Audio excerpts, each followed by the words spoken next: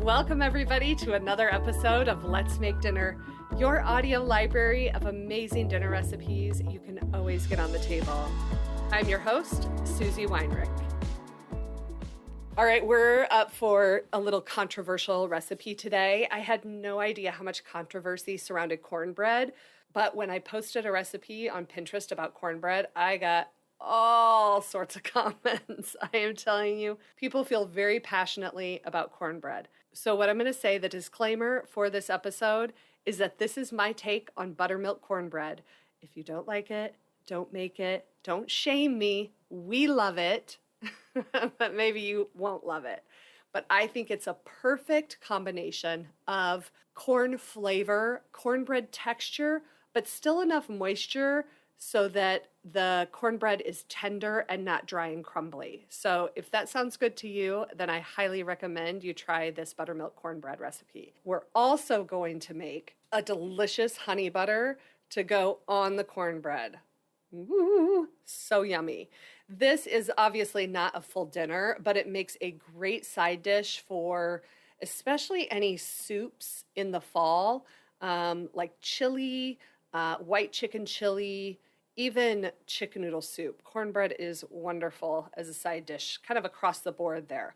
It's also great with a lot of grilled items, maybe not burgers or things that are served on a bun, but something more like a barbecue grilled pork tenderloin, even ribs. It's a great side dish for ribs.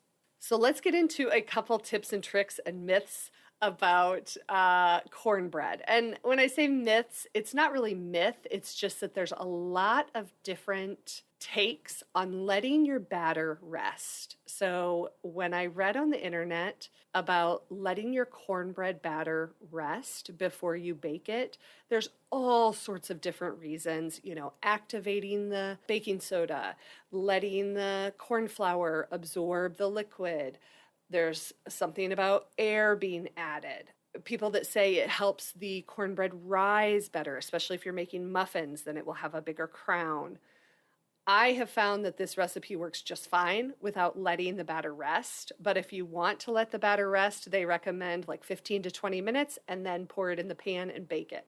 But I find that it's completely fine just as is. In this recipe, we're using buttermilk as part of the liquid for the mixture.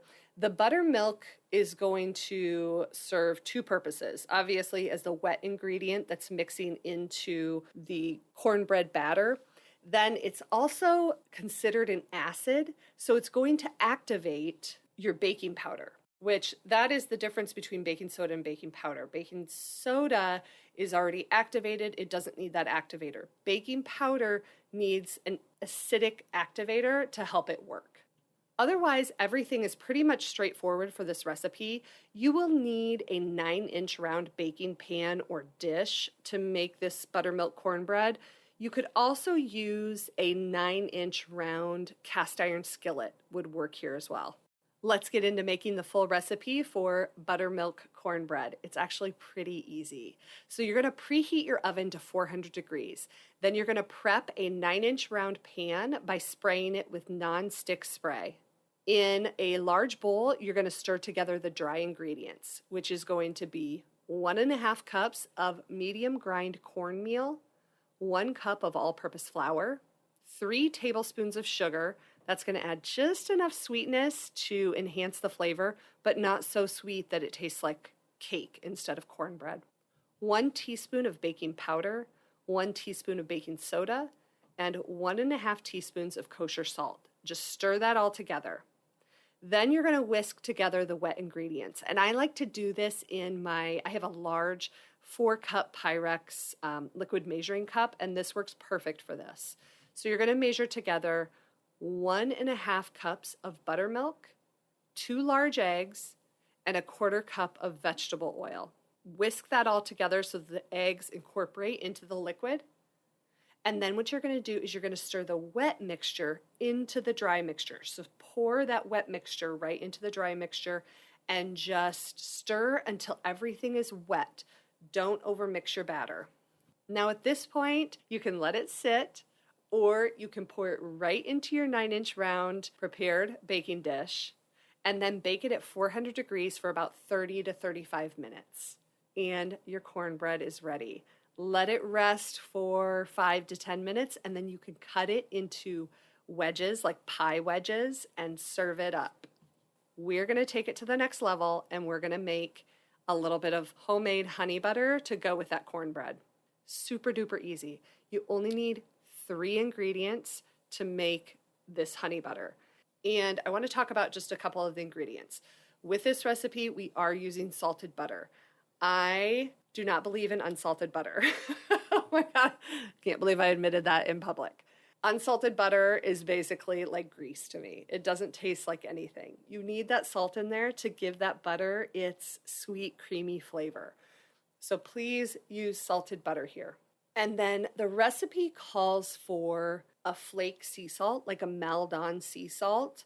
If you don't want to use that, then if you're going to use just like a kosher salt, you're going to want to start with about a 1/4 teaspoon and then add more to taste. That flake sea salt is a little bit more delicate than some other salts, so we can add a little bit more. And it adds, oh my gosh, it adds the most beautiful little texture in your honey butter. So if you can, get that flake sea salt. You will not be disappointed. All right, to make your honey butter, in a small bowl with like a spoon or a spatula, you're going to mix together that room temperature salted butter. It's 12 tablespoons of salted butter, 2.5 tablespoons of a good quality honey, and 3/4 teaspoon of flake sea salt. You're just going to whip it together. Now, if you want to use a handheld mixer or you want to use your stand mixer, you can absolutely do that. It's not totally necessary to get all that equipment out. You can just do it with a spoon or a spatula, promise. Now, what I like to do is once it's completely incorporated and mixed together, I like to put it in a little ramekin, and then I sprinkle a little bit of extra flake salt on top, and I drizzle a little extra honey over the top, and then serve it at room temperature so it's nice and spreadable with cornbread, muffins, waffles, whatever needs a little bit of sweet butter, a little sweet and salty and creamy. It's just the perfect mixture. So this can be stored for a few days in a covered container at room temp, but to keep it longer, like up to 2 weeks, 3 weeks, you want to keep it in the fridge and then pull it out like an hour before you need it to soften it up just a little bit. All right, so that does it for the full episode today on cornbread and honey butter. And if you are enjoying these episodes, I would love to have you subscribe or follow on your preferred podcast player. As a newer show, it just helps us to be shown to new listeners. So until next time, I hope this episode of Let's Make Dinner makes your dinner time a little easier. See ya. All right, guys, now it's time for your double dip. Thank you so much for sticking around. Every week, I will share the next week's recipe that we're making so that if you do enjoy cooking along and you want to make the new recipe, you can make sure that you have all of the ingredients you need to cook along with me. So next week, we are making one of our very favorite side dishes that we have all the time here. It's a highly requested recipe from my kids. We are making crispy oven potatoes. So you don't need much to make these. Basically what you're going to need are these really tiny potatoes. Sometimes they actually are called tiny potatoes. They will be smaller than a ping pong ball.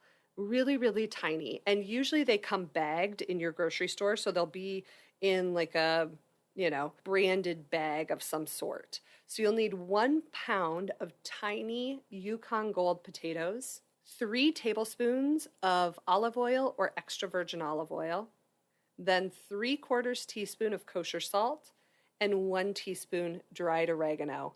You'll also want to make sure that you have a cast iron skillet to cook these in.